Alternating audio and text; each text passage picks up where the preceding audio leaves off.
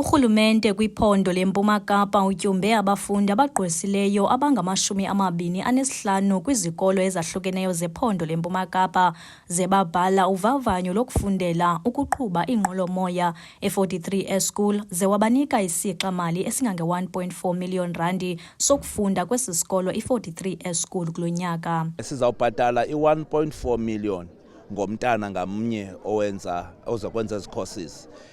Okwesibini siqiniseke into yobana yonke into azayifunda apha i-cost zayo zizawuza kuthi singurhulumente silisebe lezemfundo. Okokugqibela siye sachuza abantwana ke ngokwecapacity yabo kwi-maths ne-physics nesingesi across the province. Omnye wabafundi abatyunjiweyo uSinesipho Mankanku nophuma kwisikolo samabanga aphakamileyo Insizwa eMount Olive uthi unovuyo ukuba ngomnye wabafundi kwesi sikolo kwaye ebengacingi ukuba angaluphumelela oluvavanyo belunikiwe ngokuba belunzima kuye. I received a call during December holidays.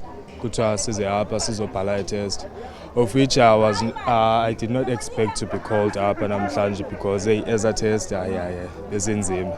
But ke it is an honor to be here. uBrennan Solomon wesikolo samabanga aphakamileyo iGreen Point eMonti kunye noAphelele Gilini nobefunda kwisikolo iMangala Elibode bacebise abafundi bebanga le-12 ukuba bangalahli ithemba. uGilini uthe uliphinde kabini elibakala le-12 ukuze abe kanti uphumelela emagqabini. Ndingathi kulo mfundi usokolayo makangancami. Kukho intetha ethi iphupho lendoda alipheli isaphila. So ke ungancami mfundi. Into emnandi apha eSouth Africa, there's always a second chance. I'd just say study, hit the books hard and listen to your teachers because they know better definitely. Ngethuba sivulwa esi sikolo bekukho nabazali.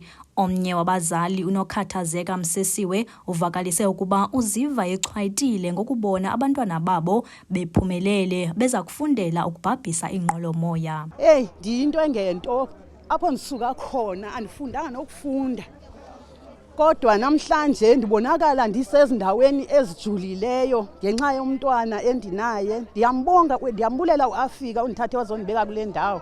Ndicela ukuthi nabanye abantwana balandele. Umfundi ophuma izandla nosele eneminyaka efunda e-43 e-school nofundisa abanye abafundi ngoku uLutho Magaluza uthi abafundi abanomnqweno wokufunda e-aviation school mabaqinisekise kwizifundo zabo zezibalo kunye nezenzululwazi nobuchwephetshe, nto leyo engenza bakwazi ukufumana iibhasari ezizokubafundisa de bafumane izidanga kweli candelo. Did encourage students ezininzi mna into yokuba mazigqibe zifunde zigqibe umatric and actually zikhethe i-maths ne-physics because if you come from a background apho you're not able to afford such training izawubaluleka into yokuba ube nayo i-maths ne-physics to obtain i-bursaries. Inkulu baphathiswa yephondo Oscar Mabuyane uthi inzame zabo bengurhulumente kukulungiselela abantwana abangathathi ntweni ukuba nabo bazokufunda ezi zifundo bangafikeleliyo kuzo ngenxa yokungabi namali yaneleyo yokufunda kuzo. Siyaqala ke apha ewe liyakhula liyanyelela kodwa ndiyakuthembisa into kokuba njengoba siqala le initiative i-initiative esizawubuilda kuyo sizise more engineers apha abantwana sikhulisela engineering sidiversify le program yenziwa apha yokutraina i-pilots. Kodwa ndiyavuya kakhulu into kokuba abantwana babantu abamnyama especially previously disadvantaged banikwa i-opportunity yomhlaba. Esi sikolo sinabafundi abangama-300 kodwa sijonge ukunyukela elinani liye kuma-350. Aba bafundi bathi bafuna ukuba ngabaqhubi benqwelomoya abaphume izandla, bathi bafuna abakhenkethi bazive bonwabile xa inqwelomoya zibhabhiswa ngabo. Kwiindaba ze-MPK TV, ndinguJessica Bhobo, ndiseCawe.